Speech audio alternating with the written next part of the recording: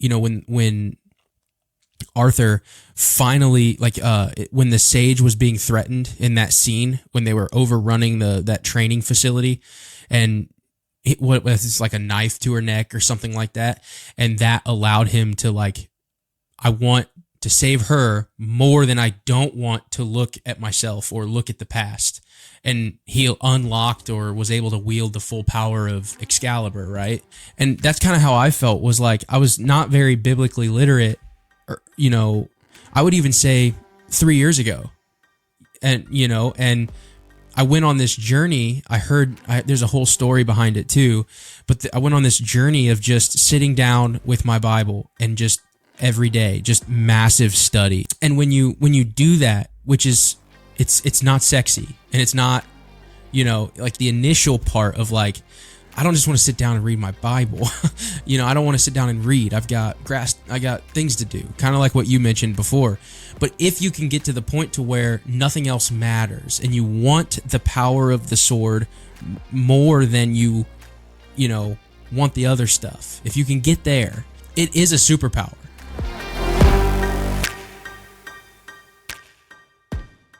All right, everybody, welcome back to another episode of the WatchWell Podcast, where we exist to be a resource for the Christian to combat the passive consumption of entertainment and pursue a more complete biblical worldview.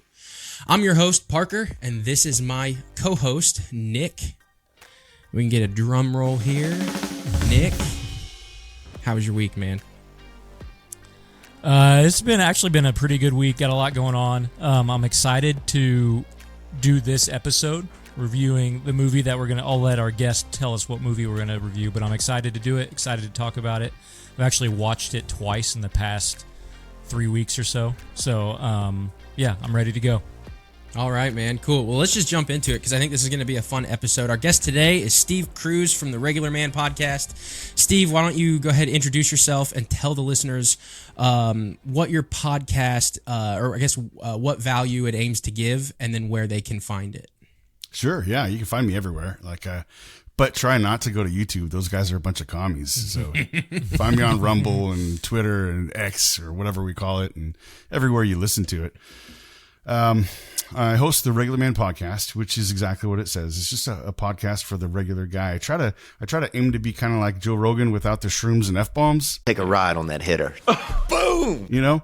I celebrate biblical masculinity. We have a lot of red pill movement, a lot of red pill guys who really, they have a little bit of truth that they understand, that the world has become extremely effeminate and feminism has run rampant to the detriment of males.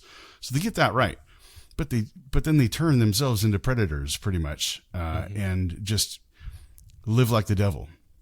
And that's not biblical masculinity. So rather than jumping on that bandwagon or the opposite of being ashamed of that and living an effeminate lifestyle, I try to tell men that it's okay to be men. It's good to be a man, like Michael Foster says. It's good to be a man, and there's virtue in. The problem is we haven't had very many good examples, right? We haven't had very many good examples of what a good Christian man is, at least in my generation. And so I'm not saying that I aim to be like. I try to point people to people who are good examples of that and what that might look like in Scripture. And we called, I think it was when I was interviewing you, we talked about garage theology. Mm-hmm, loved it.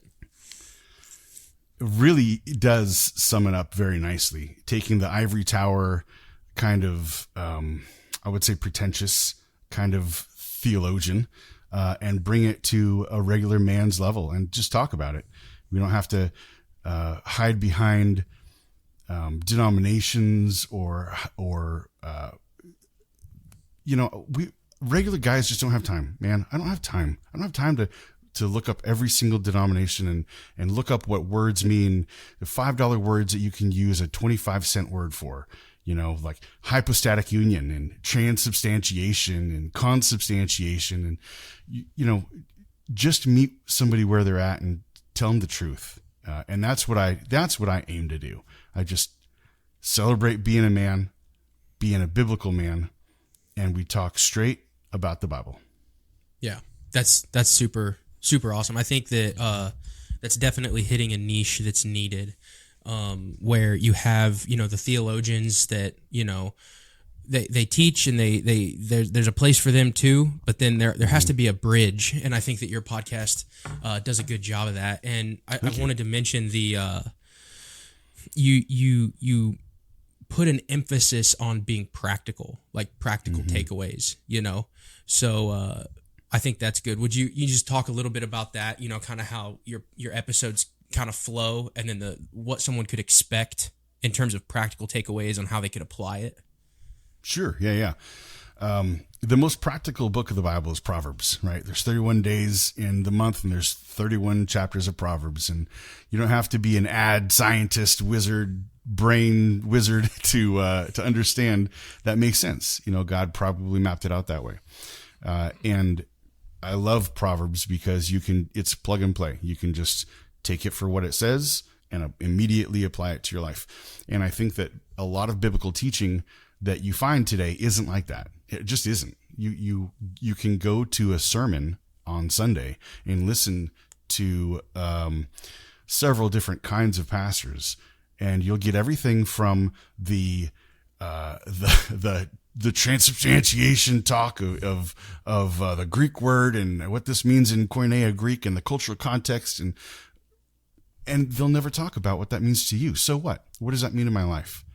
And then you have the opposite, where they don't even get into they'll have a topical sermon, and they'll have a big Eva kind of celebration, rock music with low lights and loud, glimmer air, and the skinny jean wearing pastors up there talking about his feelings, and really, really superficial. Now, I wouldn't even call it a message, jumping from one book to another. And the point is, you need the middle of that. You need someone to be able to take the deep, contextual, theological, hard truths and break it down so that you can understand it and apply it. Give it to your people so they can apply it to their life. What does that look like? So what does hypostatic union mean? Well, it means God took on flesh. It means that he feels everything that you feel. It means that he ate and he slept and he felt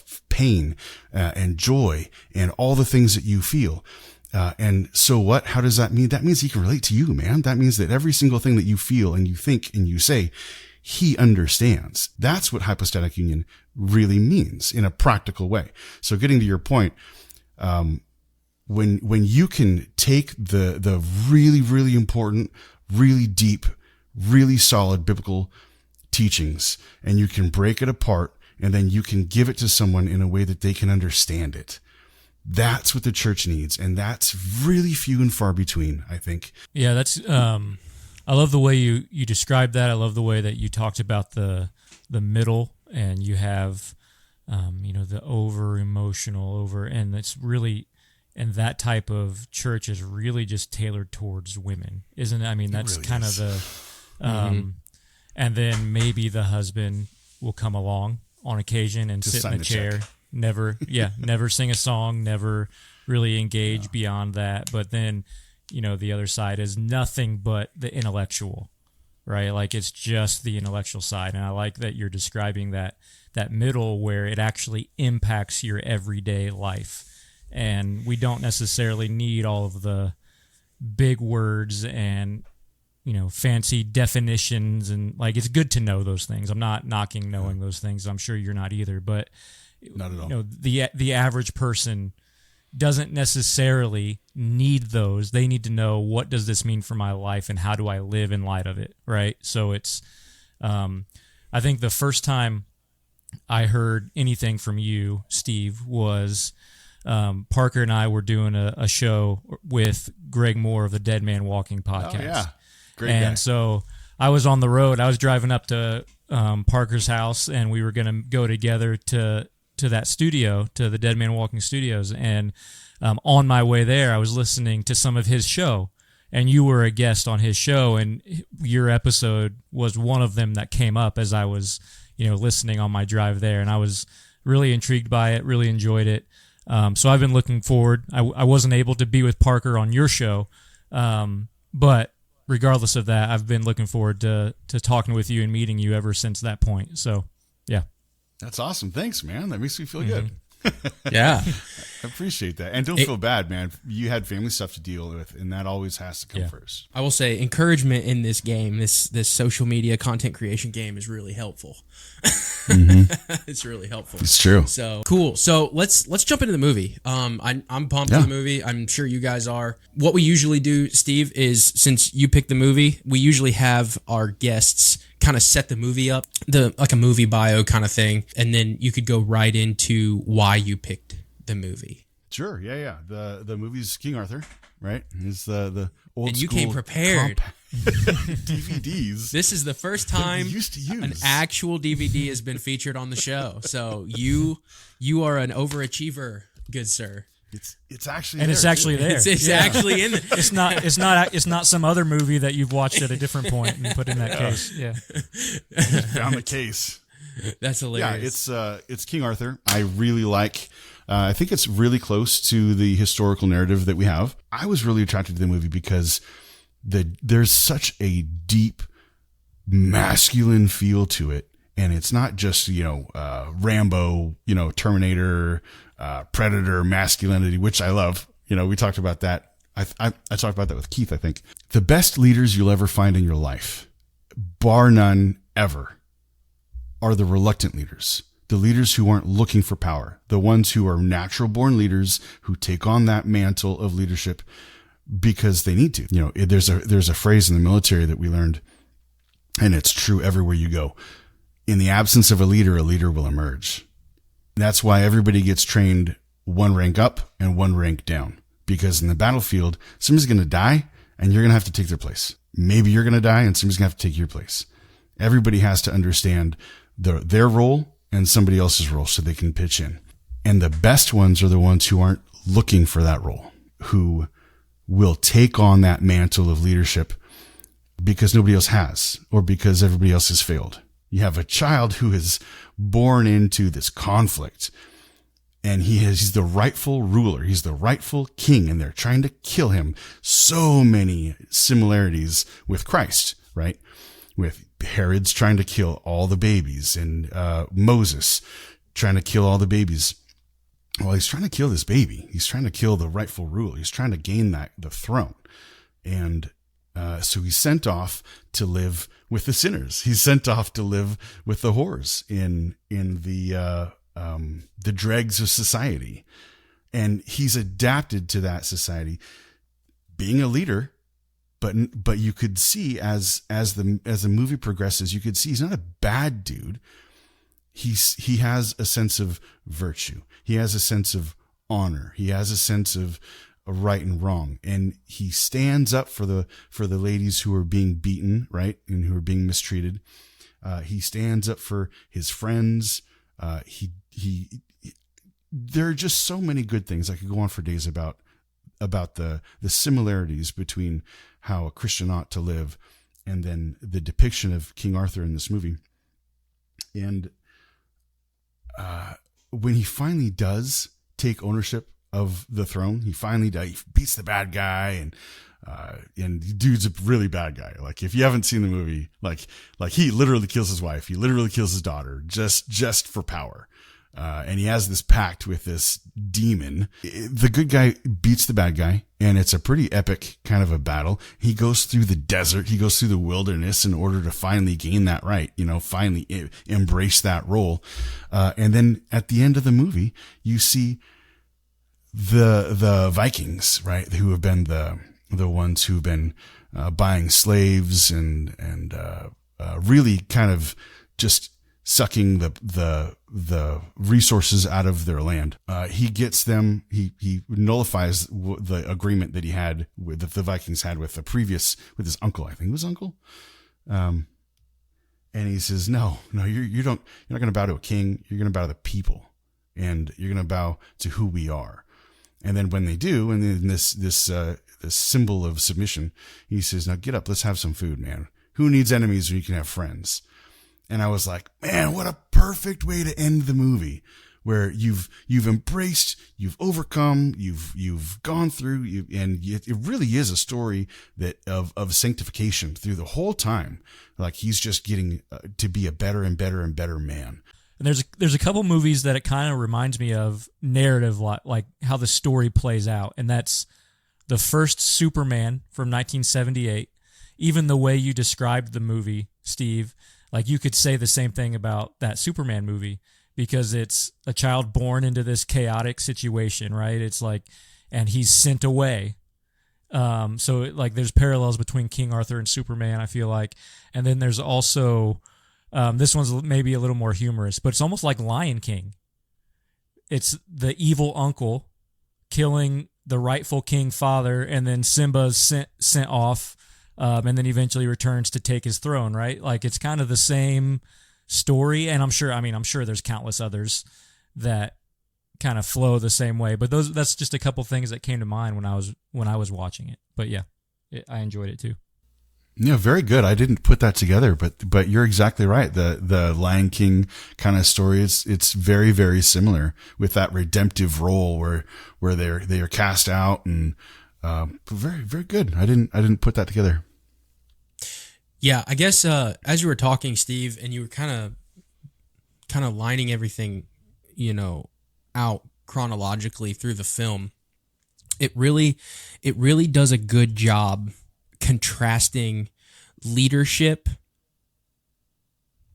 in a prideful manner, and then leadership from a place of humility. And if you look at why the bad guy, and I forget his name, I don't even know if I could say it. What's his name? I don't know. It's the actor? No. Here, I'm gonna pull it up real quick. The characters' names are really I don't know. His name's really hard to say. Vesuvius.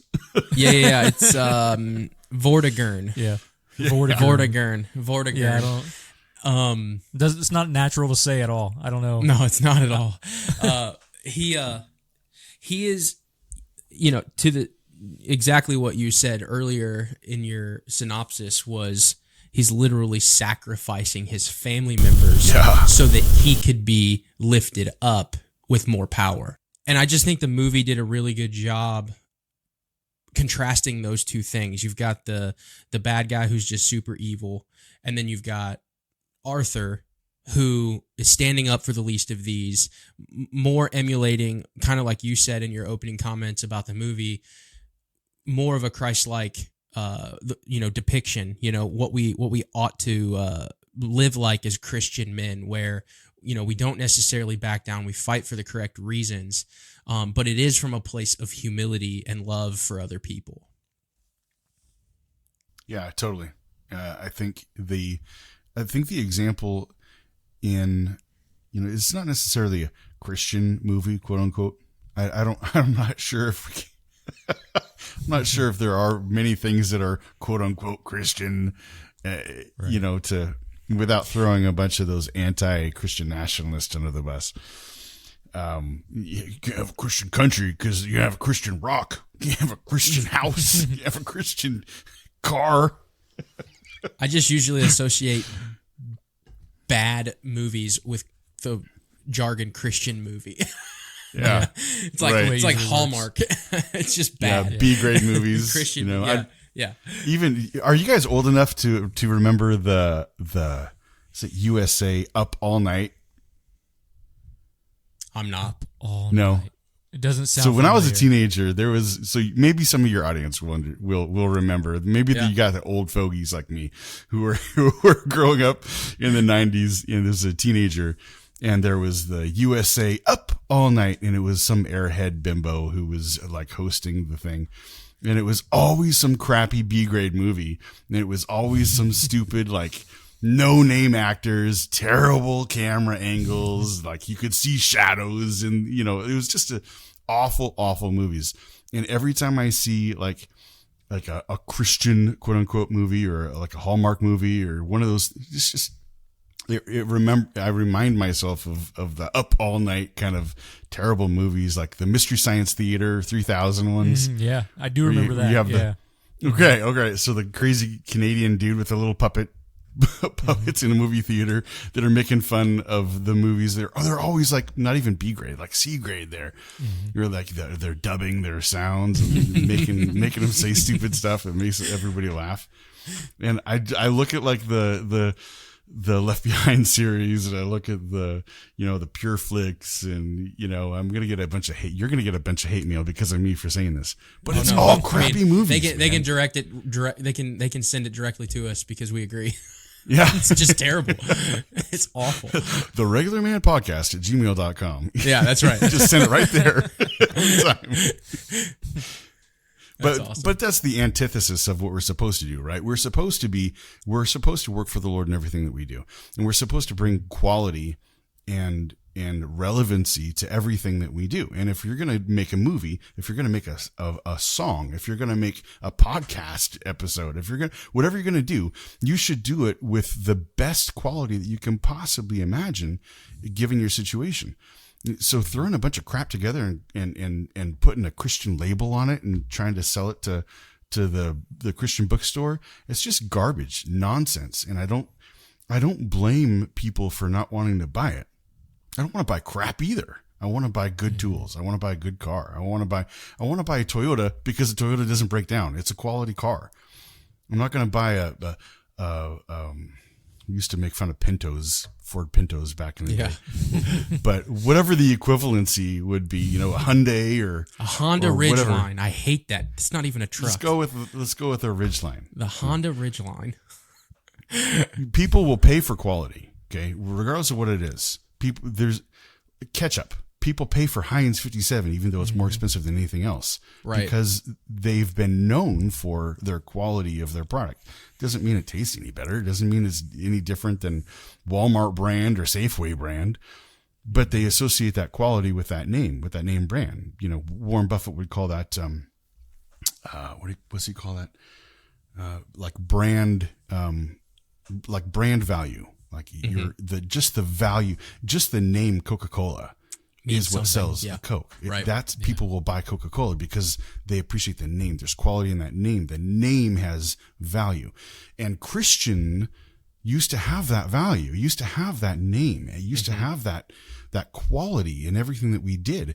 I mean, it took 500 years to build a church with stained glass windows and what perfect brick laid on a perfect brick laid on a perfect brick from 5 generations of bricklayers. And now we have a freaking strip mall with skinny jean wearing man bun Subaru driving pastors who were 500 pounds, who suck down liquid diabetes, and talk about their feelings. And nowhere in there is quality. It's one of the mysteries of God on how the 500-pound pastor can fit into the skinny jeans that you just mentioned. Exactly right. Because everything on a 500-pound pastor is a skinny jean. That's true. Nick, did you have anything to say about the dichotomy between the humility and I guess it would be self-worship is what it would be. We've all been there. You've been inspired by a new creative idea, but you've got 3 videos in the queue that need to be edited by the deadline.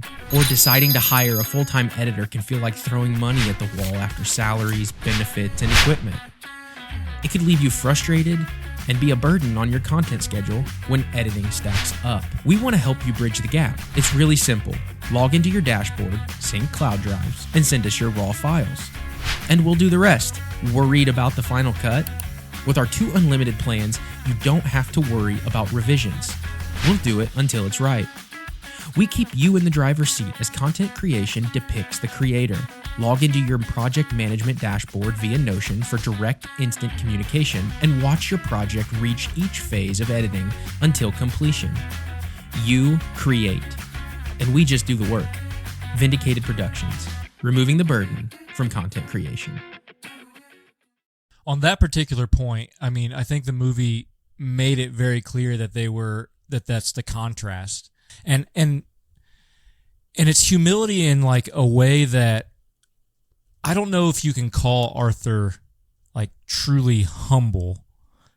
He comes from a humble place, but he's got a bit of confidence and arrogance to him, and you can see that in the kind of in the early stages when he's growing. It shows him like growing older, and he kind of taps the guy on the bottom during their sword fight. He's like, "Yeah, I'm better than you," right? There's this humorous type of arrogance that he has. Dig that though, man. That is that's such a dude thing to do. Be like, I got you. Yeah, come at me again. Mm-hmm. It's so like I found that so endearing. Like to remind a lot of this. Honestly, a lot of this movie reminds me of me, and maybe that's why it's one of my favorites. Is because everything is stacked against this dude, right? And he's just not quitting. He doesn't care. He'll beat somebody up. He'll get his butt kicked. It doesn't matter. He's just gonna do what he's gonna do, and until he stops breathing, he's gonna do what he's gonna do. And it's the same thing for me, man. I grew up in a pretty rough childhood. We went in the military. I'm in law enforcement, and everything about kind of what I do is rough, I guess. It's just I haven't. I don't have a MyPillow, I don't have silk pajamas or whatever else. I don't like, aside from my wife, I don't like soft things. I just don't. I like leather. I like something, and so I like that hard circumstances make people tough. Our mutual friend Matt Reynolds says things all the time about embracing. You should have a voluntary hardship. You should embrace being uncomfortable. You should embrace lifting uncomfortable weight and to be stronger, right? Because that's your job as a man. You should be bigger, stronger, meaner, faster. That's part of your job. And I think upbringings in life that are difficult, that put you through the ringer, that are hard, that are trials, they make better, stronger men. But if you've got everything handed to you on a silver platter, if you don't have to work for what you have, you don't have to take care of it. If you don't have to lift heavy things then you won't have stronger muscles. You just won't.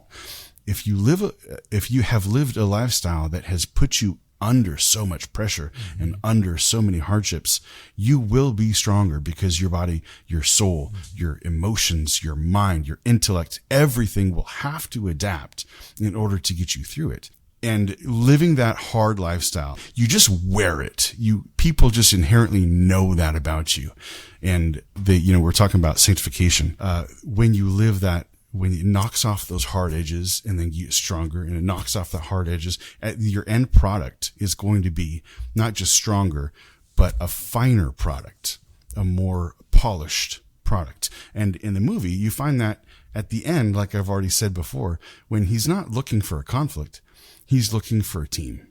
He brought those guys together in a round table. We're all part of the team. He submitted to his man and let his man, forget his name, the Goose, yep, something, whatever it was. Yeah. Goosey. He let him Goose something.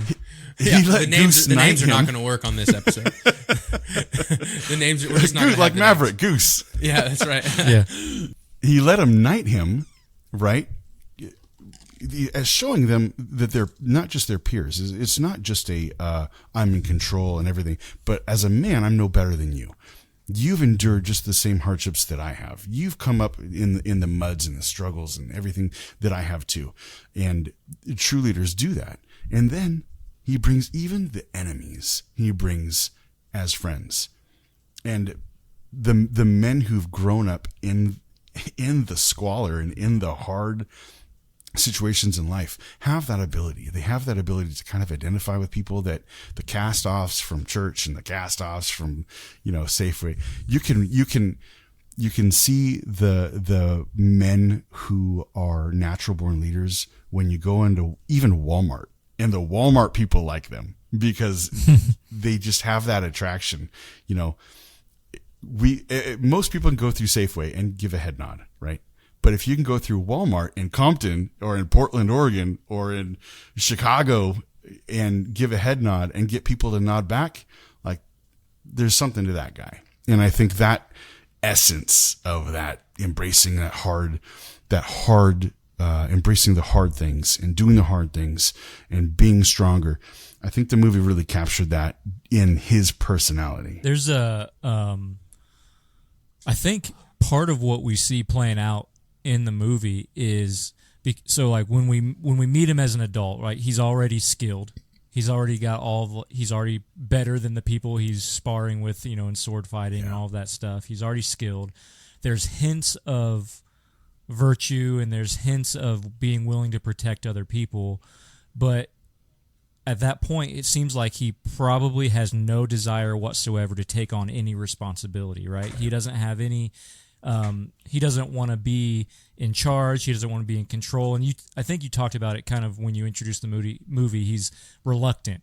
Those reluctant leaders are kind of often end up being the best leaders. And he has to be convinced through the course of the movie to take responsibility, right? He has to be convinced and it's not until you can add that responsibility and that weight of responsibility to his skill and his virtue that he truly becomes a leader, right? You have to be skilled, you have to be competent in what you're doing, and you have to have a desire to help, but then you also have to be willing to take on responsibility.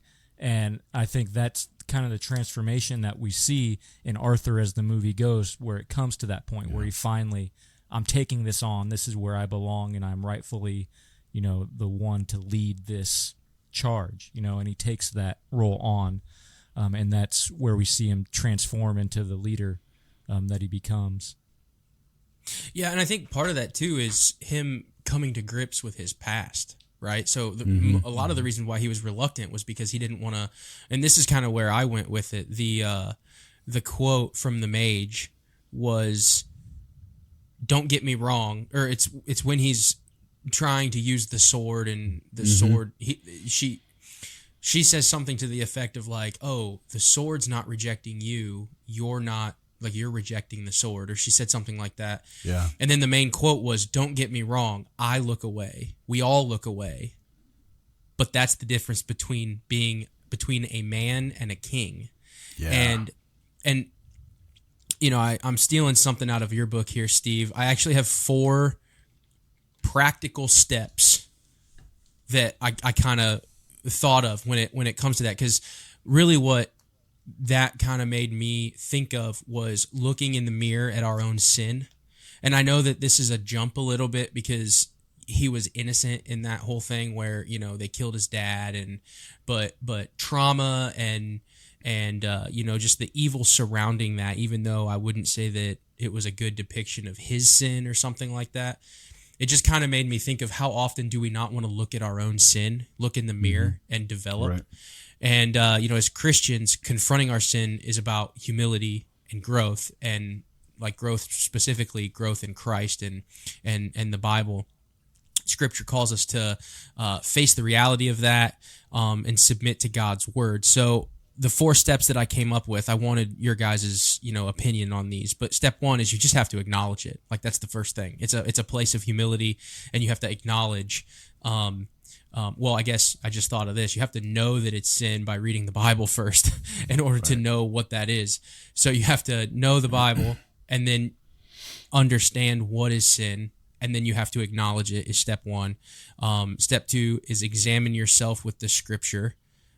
Step 3, repent and seek forgiveness. Number 4 is submit to God's will and walk in obedience. Would be the 4 steps to make it super practical. And I've got verses here if we want to jump into that too.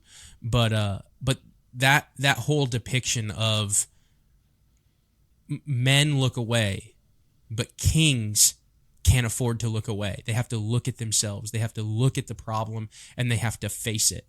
And ultimately, that's what that rejection of cowardice is, why they are able to lead and be successful in influencing others.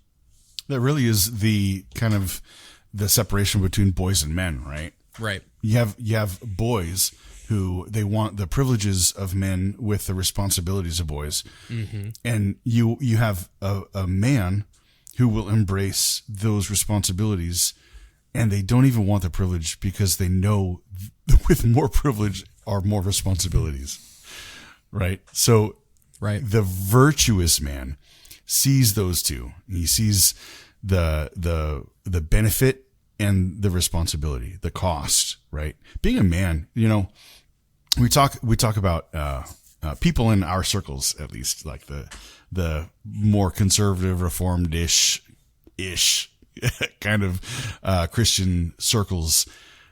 We talk about patriarchy, and we talk about a lot of things that really peeve off some of the effeminate men, white knights, and even the red pill guys. They don't like us because they call us what do they call us? What's the not alpha but beta males or sigma males? Yeah, something like that. Whatever. It doesn't make any sense. Loser. Yeah. Loser. But a man will take responsibility, not just because it's his household, right? Not just because it's his wife, not just because it's his family, not just because it's his community, not just because he's a man, but also because it's the right thing to do. Also because someone has to. Someone has to take responsibility. Someone has to lead. Someone has to protect those people who can't protect themselves. Even if I don't have any skin in the game, even if they're not my people, even if they're not my family, even if they're not whatever. But that's why men inherently hate bullies. I hate bullies so much. I actually became a bully to the bullies in high school. I really did. I would go find the guys who would stuff people in the lockers and I would just crack them in the face because I couldn't stand. And I had a temper problem. I'll admit that. I wasn't exactly the best example of somebody, but I didn't have my power under control. But I knew the difference between right and wrong, and I knew what those guys were doing was wrong, right? And as I got older, I kind of felt bad because a lot of them came from broken homes, and that's how they were acting out. That's how bullies become bullies. It's because they were bullied because, dad beat them or something. But I couldn't stand that. Somebody had to check them, right? And I think that just being, I don't even know why I got on this rabbit trail. Sorry, squirrel. Yeah, no, you're good. But I just think that goes to the fundamental basis of being a man is to not just to understand, the difference between right and wrong or sin, right? And that you need to embrace you have to accept your own faults, your own sin, acknowledge that before God and before men. And you have to acknowledge that you don't deserve the grace that God gives us, right? You don't deserve the power or the prestige or whatever you want to call it. You don't deserve the air in your lungs. You don't deserve the sight in your eyes. You don't deserve, the voice in your mouth. Life. You don't deserve the things that you have, the life that you have. And until you come to grips with that reality, then you're going to be lost. But once you understand all of those things and you understand the burden of a man, like women are called to submit to man. Yeah, they are. You just are. If you're a wife, you are called to submit to your husband, and you better. If you don't, you're disobeying God. God says you will submit. It does not. He does not have to deserve it to you. He deserves it because God says to do it. He has to not only submit to God, but he has to up till die for you. He has to live a life that requires putting your sanctification, women, your sanctification first. It's not to live a happy life, it's to live a holy life. The purpose of a marriage is to live a holy life. The reason that men and women are married isn't for happiness. It's to have babies, take dominion, and be sanctified. That's why we have marriage, is to become more like God. And your husband, to any women who do watch this, I have kind of a feeling that your audience is similar to mine, which is mostly men. It's mostly garage theology men. But the call of a man is to sacrifice up to his life in order to make you holy, not happy. So the call of a man, the duty, responsibility, once a man actually understands that and they start implementing things in their life that kind of reflect that, that's a heavy, heavy burden. Mm-hmm. And that's where you see the reluctant leader. That's where you see people who they understand that and they see the gravity of what that means, right? You've crossed now from boy understanding to now man understanding, and from man understanding to leader, right? And then you understand what that actually means, the cost that it's going to, for every husband, it costs a lot. It really does. For every father, it costs a lot. It really does. And the least that you can do is submit to your husband and submit to your father and show them the respect that God tells you that you need to show them. The most cost is of the husband father. It really is, because he's supposed to die to himself every day for your gain, for your sanctification, for your good, just like Jesus did for us. Yeah, and tugging on that a little bit further, I do think that, so like since the garden, we've had a pride issue, right? Because when we ate the fruit, we said, not God, but me, right?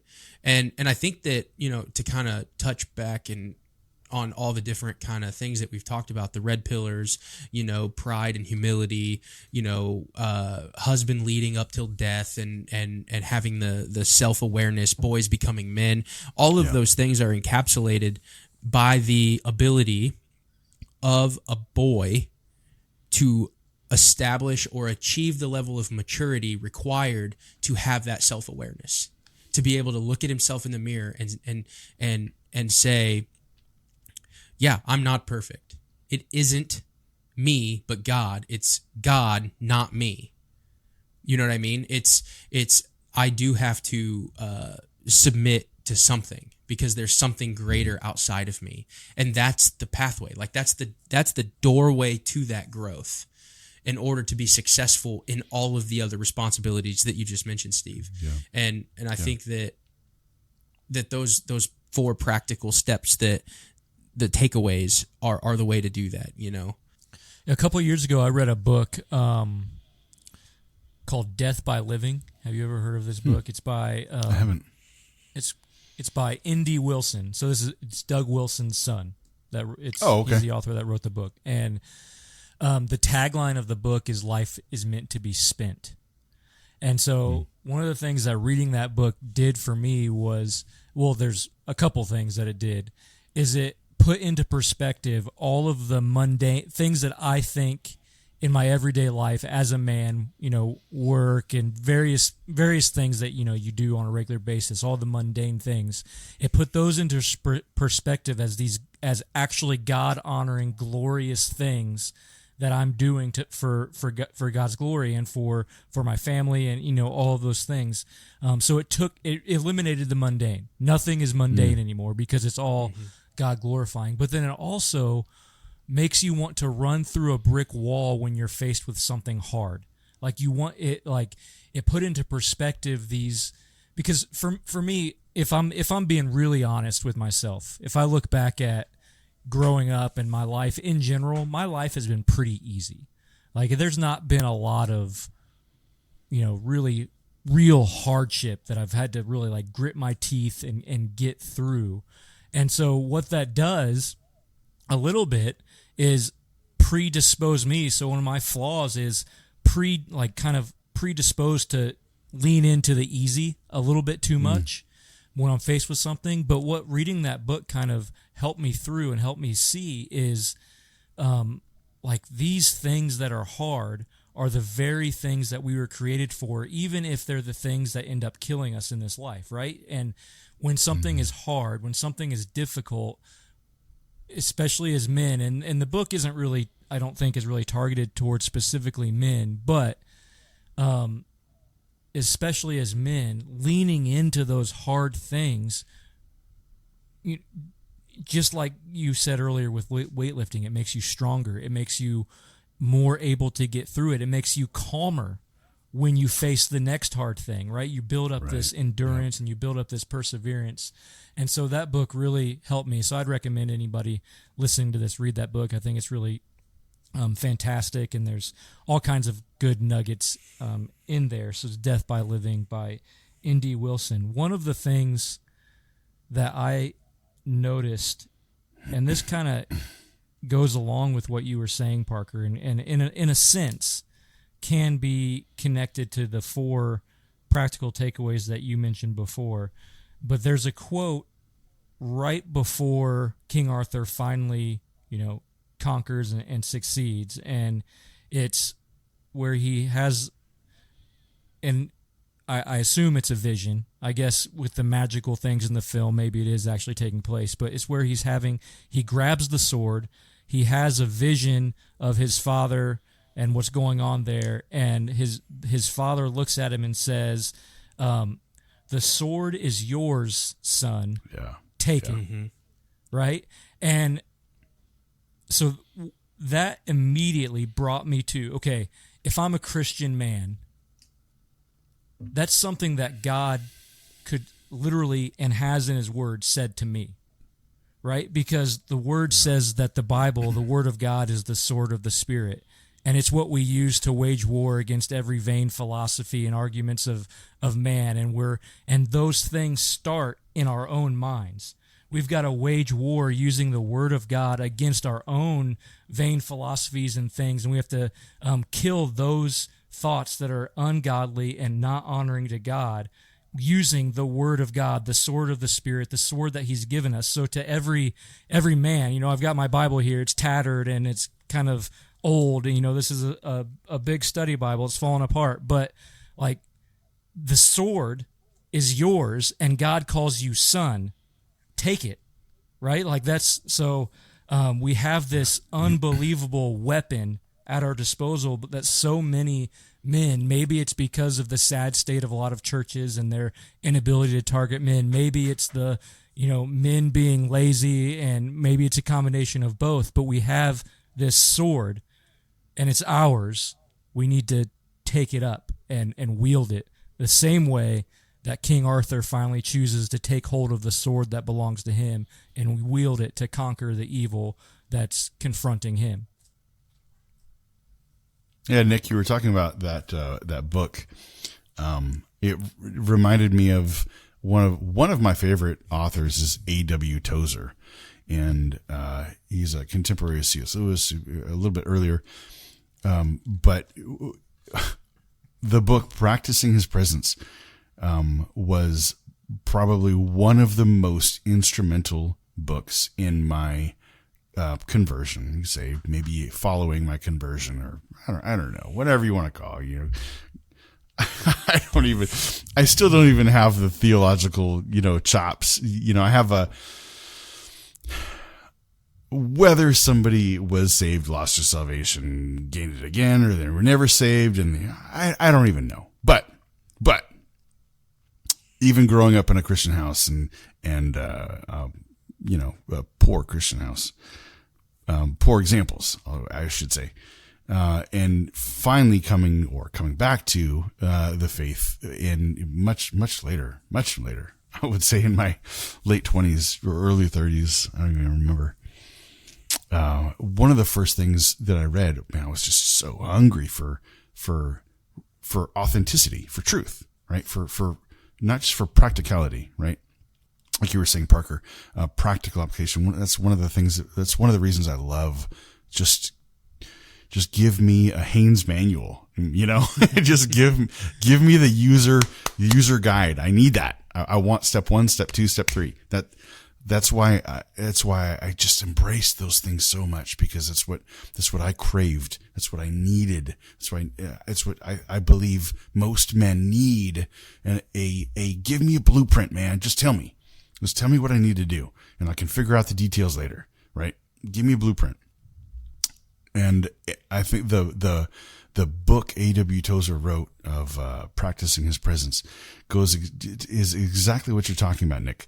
Is everything that you do is for the Lord. And this is what it means. Like even brushing your damn teeth, man. Even taking out the trash. Even waking up on time, going to bed early. Whatever you're doing, picking up the dog poop in the backyard.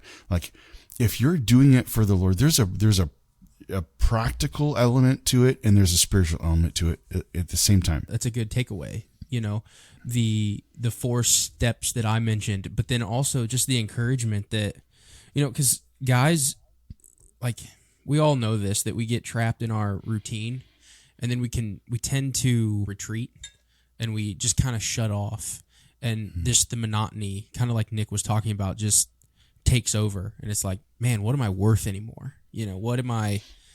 There's no purpose to what I'm doing anymore, and just that reminder that, more important than a reminder, the biblical reminder that even those minute things or whatever are bricks. You mentioned bricks earlier, where that, you just layering those bricks, and we're making sure that they're just perfect and they're lining up, and eventually it builds something beautiful. And even those little things, taking, brushing your teeth and taking care of your health, the mile that you walked because you can't run yet because you're out of shape, like even if you can't run a mile, I'm trying, bro. I'm trying, man. You walk to the stop sign, or maybe you need to do something hard and you sign up for mixed martial arts or jiu-jitsu, or, you need to, because you need to, I don't know, maybe whatever. You need to do something hard that is not, or maybe like out of your comfort zone is what I'm trying to say. Maybe you need to lift weights, or maybe you need to go like apologize to the person and listen to the conviction on your heart.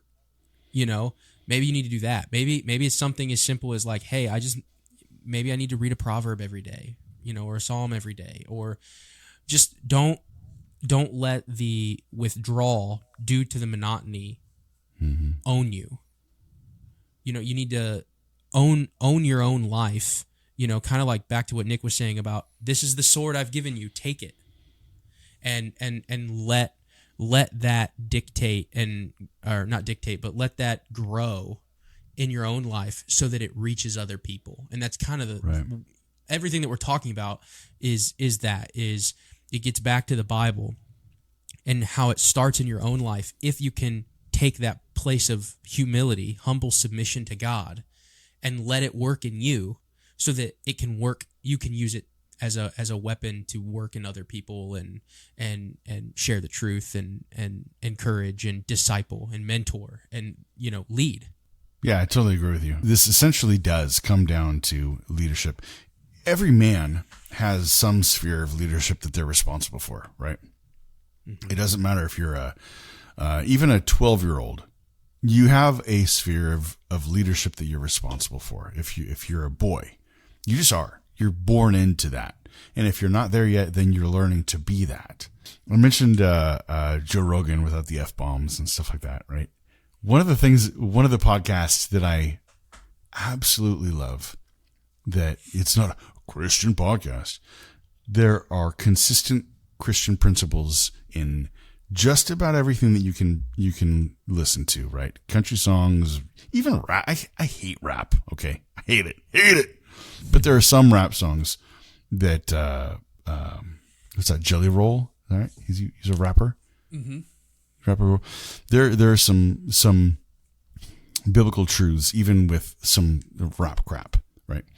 That's kind of why we do what we do, is because you can't make sense of the world without Christian principles. You wouldn't probably consider Sean Ryan's show or Jocko Willink Christian podcast, but there are so many phenomenal things for men to understand and to glean from those podcasts. I love the guys in Ogden. I love the guys in Moscow. I love Cross Politic and Haunted Cosmos and Eric Kahn. I love those guys. But I don't sit in a silo and only listen to Christian or Reformed things, I don't think that people should. I really don't. We're called to eat the meat and spit out the bones. What we're called to do is live in this world and be the light and the salt. And we're supposed to infect people. We're supposed to be the yeast that leavens the bread, right? We're supposed to spread everywhere. Well, how are you going to do that if you're sitting in your own silo only listen to Christian podcasts, only watching Christian TV, you're not going to be able to do that, man. If you're living in this world, you're supposed to affect this world for Christ. Period. Full stop. And if you're not affecting this world for Christ, if you're sitting on your hands, then you're failing. You're a failure. It doesn't mean you got to be a missionary, but it means you can't be a coward. It means you have to be able to speak your mind. It means you have to stand for your convictions. It means you have to be able to say, this is right and this is wrong. No, I won't call that. That's not a man. That's a woman. No, I won't call that a woman. That's a man. Right. XX and XY. That matters. Right? No, I won't say that woman is perfectly innocent. She just murdered her baby. No, she deserves accountability for what she just did. She committed a crime. And what the accountability looks like, at least biblically, is capital punishment. Mm-hmm. I got in a lot of trouble on my podcast at my work when I talked about this with Ben Zeisloft. And I said, that's murder. Dig a hole, put him down. Done. We're over. That's what God says. God says you take a life, your life is forfeit. And I got in a lot of trouble because people don't want to hear that. People don't want to. Right. And the reason that that's so hard to embrace is because there aren't too many people who have the stones to say that. One of the things that I've noticed that in the Christian Twitter sphere, at least, that the abolitionists, have a tendency to do sometimes, is they'll sit in their own silo, in their own echo chamber, and shut people off who don't agree with them for everything. And their people group gets smaller and smaller and smaller. And now that you have more and more enemies because they don't agree with everything that you say. And I think that, right. And the people who do have the stones to say that, if you don't say every single thing, you run the risk of backing yourself into a corner and sitting in your own silo when you disagree with everybody and you say, well, no, I'm not going to listen to you now. And you shut that door. And then, they don't agree with everything that I say. And you shut that door. And you keep shutting doors until it's just you. It's just you in a closet somewhere. I've been kind of thinking about this a lot too, is at least I can talk about my own experience where, I wouldn't say that I wasn't saved. I would say that I had my salvation, but I definitely wasn't as biblically literate as I am now in my life. And it really does feel like, when Arthur finally, when the sage was being threatened in that scene, when they were overrunning that training facility, and it's like a knife to her neck or something like that. And that allowed him to I want to save her more than I don't want to look at myself or look at the past. And he unlocked or was able to wield the full power of Excalibur, right? And that's kind of how I felt, was I was not very biblically literate, or, I would even say 3 years ago. And, and I went on this journey. There's a whole story behind it too, but I went on this journey of just sitting down with my Bible and just every day, just massive study, and I was able to do that with my schedule, and I was just in it, and I sank in it. And then I would go and cross-reference with different pastors, and I was listening to 2 and 3, 4 sermons a day, and I was inhaling it, and I couldn't stop. And when you do that, which is, it's not sexy, and it's not, it can grip you, and it's awesome when you're in it. But the initial part of I don't just want to sit down and read my Bible. I don't want to sit down and read. I got things to do, kind of like what you mentioned before. But if you can get to the point to where nothing else matters and you want the power of the sword more than you want the other stuff, if you can get there and you can memorize scripture and understand scripture within the context of the chapters, within the books, within the greater overarching context of the Bible itself, inter book related, it is a superpower. It absolutely is a superpower when you're talking to someone. And then what's cool is you can watch a movie, or you can hear a conversation at a coffee shop, or you can overhear a conversation at work, or you can hear a situation at work, or even if you're talking about something with your wife, you start to see things differently, and you start to remember what you've studied, and it's much easier to apply it then than or even have supporting evidence for why you're making a decision, which gives you a justified foundation for that. It's way easier to do that when you've been prepared and you've studied it. And that goes back to leadership as well. So if men aren't preparing, then how are they, you're a military guy. It's like gearing up to go to Afghanistan, but you're not allowed to take them. You're M16, right? You're M4. You're not allowed to do that. You have to leave that at home because you didn't train with it. You don't know how to break it down and clean it. You don't know how to, reload. You don't know how to whatever, fill in the blank, right? You're not allowed to take your weapon with you. The only offensive weapon in the armor of God is the sword of the Spirit. If you can't take your offensive weapon with you, it leaves the Christian only on defense. And we all know what that feels like when we're dealing with experts, right?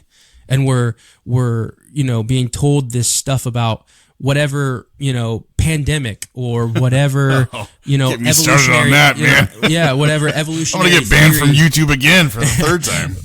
Whatever evolutionary theory and whatever scientist or expert puts out this next week, you're able to actually engage it with something that you can stand on.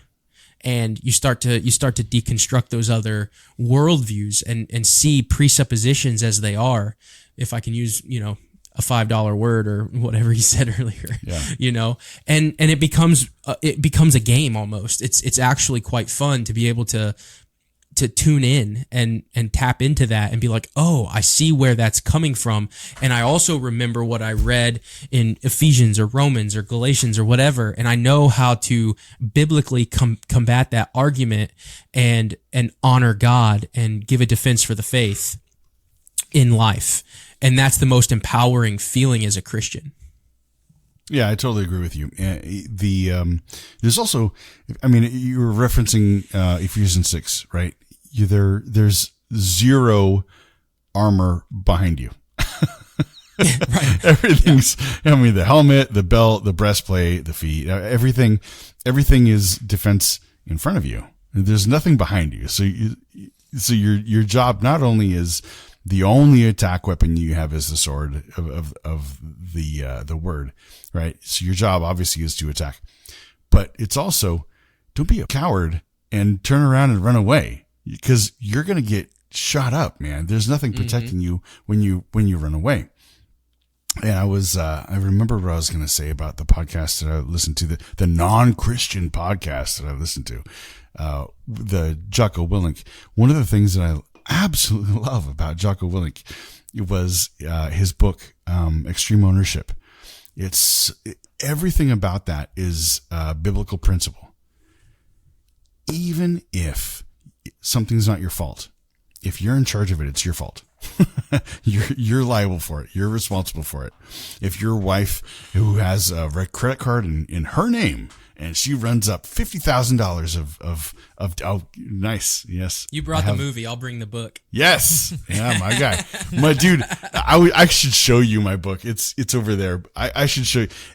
There's so many highlighters and underlined and circled and note things all over the whole book. Yeah, I do have to make a confession. I haven't read it yet because we bought it and then my wife got to it before I did. Because I was, like I said, I was going through all those I was reading like the Reformed doctrines on predestination, and that took me like 2 years to get through, and it's like that big. Okay. So let me pause right here. Everybody pause. If you're going to read a bunch of books, it's cool, right? Like I still have like 15, 20 books that I haven't read that I've already bought. But if you are going to do that, always go practical first and then theory or theology or whatever construct you want to put, but always application first. So extreme ownership means that you own something first and foremost, right? So if you're what I was saying earlier, if your wife charges $50,000 in stretchy pants and candles, right, or whatever, oils and stuff, even if it's not in your name, even if you didn't do it, none of it is something that you charged, you're still liable for it. You're still responsible for it. All of it. Your kid takes your car and crashes into the neighbor's house. You didn't do it. You didn't even tell him he can do it. But you're still liable for it. You're still responsible for it. And that is what it means to be a man. That's one of the things, that's one of the critical components of being a man, is you take ownership of things that are under your control. You take ownership of those things that are under your protection. You take ownership of those things, extreme ownership of everything within the sphere of your control. As Christian husbands, as Christian fathers, we should understand that and embrace that and love that and live our life understanding and make choices, make decisions in our life and in our family with that in mind, that what they choose to do is ultimately going to be my responsibility. When I read that, bro, that was so convicting of me. That was so convicting of me, not just at home, but at work too.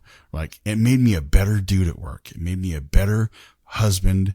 It made me a better father. It made me a better, and it's not a Christian thing. It's not a theological thing. It's not, I didn't have to understand the 5 points of Calvin to understand my responsibility is real. And it has a real practical application in my every single day life. So if anything anybody can take from this whole interview, this whole conversation about practical application and about this King Arthur movie, and what he ultimately did was he took ownership and he took accountability for everyone in England. Your responsibility as a husband is to take every responsibility of your wife. And your responsibility as a father is to take every responsibility of your entire family. And the more men that understand that, the more men that take on that ownership, will probably start making better decisions. We'll probably start holding our own selves to a tighter standard. And when we do that for ourselves, everybody else does too. It's just going to happen. Like a tugboat, when a tugboat starts tugging, right? You attach that cable to all the other boats that are stranded or broken or whatever. You don't have to be the biggest, strongest, baddest, whatever. You just have to keep going. And eventually you keep tugging you keep going in the same direction. Everybody's going to fall in line. Everybody within your sphere of control, everybody under your headship will fall into line. You don't have to be a jerk about it. You just have to tug in the right direction. You have to just start marching towards Christ. Everybody's going to fall in line. Yeah, that's perfect, because if you're tugging, you say you don't have to be a jerk about it. If you're tugging, what you're really doing is coaching and teaching, mentoring and discipling your own family. Exactly right. And that's what we're called to do. That's how as men, we're supposed to be obedient to that. Yeah. I don't have really anything else to say about that. Do you have anything, Nick? Just really, really short. And what ends up happening is you lift up all of those that you're responsible for. Is that you you lift them up, you encourage them, and then they grow and flourish as a result of that. Right. So yeah, and I can say, just from that brief little bit, I'm sitting here thinking there's some even as I listen and say there's some conviction. There's some things like, I already know this, right? I already know this, but then as I'm hearing it again, it's like there's some areas that I could definitely take more ownership of things. There's some areas that I can actually apply some of these things much more than I have been or am now, and I think that's also another. Sometimes I think men can get kind of I've heard all this before, kind of thing. Right, yeah. And, but I think if you examine yourself, even if you would say you're doing a good job, you can always find ways to push harder, to push more, and to lean even more into that responsibility, because none of us are perfect, and we can find those things and ways of implementing responsibility and leadership better than we are now, and growing for the good of those around us. But yeah, for sure. Well, Steve, it's been a pleasure, man. Loved having you on. Thanks for coming. Appreciate it. Thanks, man. It's been a blast. Any final thoughts? No, I hope that I feel like I've just talked this whole this whole time. We love it when Gone our guests through- come on to talk. It's not much of an episode if our guest comes on and doesn't really say anything. Yeah, It's been great. I guess that's true. We've talked a lot about a lot of different things, and we started with the movie, and that's the whole point of our podcast is we want to start with movies, and if you can watch a movie well, it will soak into your life enough. If you do it enough, it's just an exercise is really all it is, and then you'll be able to watch life well. And if you can watch life well, you can live it well. And so that's kind of the trajectory that we're on. Again, we love what you're doing over at Regular Man. Always welcome back. Thanks again for watching, guys. And we'll see you on the next one.